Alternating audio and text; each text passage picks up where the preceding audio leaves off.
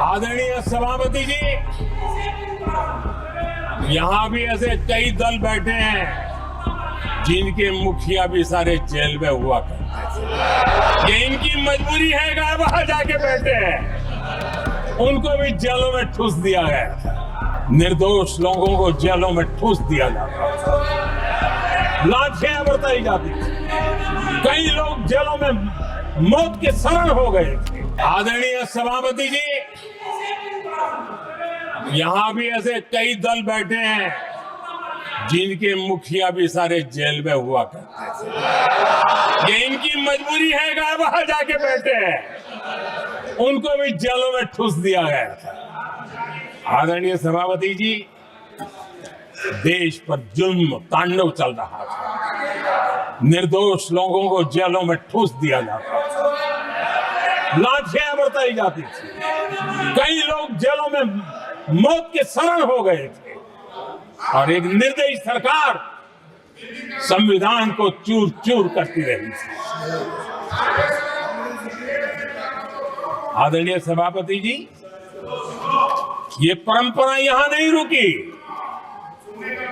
जो परंपरा नेहरू जी ने शुरू की थी,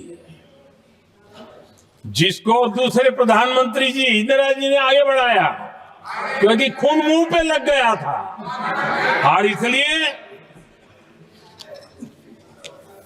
राजीव गांधी जी प्रधानमंत्री बने। उन्होंने संविधान को एक और गंभीर झटका दे दिया। सबको समानता, सबको समानता, सबको न्याय, उस भावना को चोट पहुंचाई। आदरणीय सभापति जी, आपको मालूम है, सुप्रीम कोर्ट ने शाहबानो का जजमेंट दिया था। एक भारत की महिला को न्याय देने का काम संविधान की मर्यादा और स्पिरिट के आधार पर देश की सुप्रीम कोर्ट ने दिया था।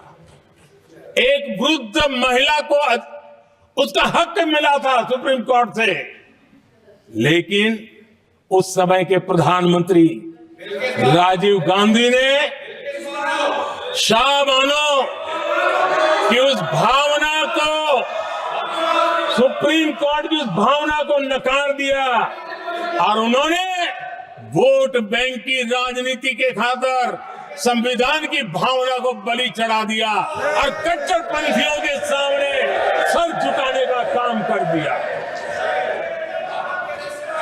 उन्होंने न्याय के लिए तड़प रही एक वृद्ध महिला को साथ देने के बजाय उन्होंने कट्टरपंथियों का साथ दिया।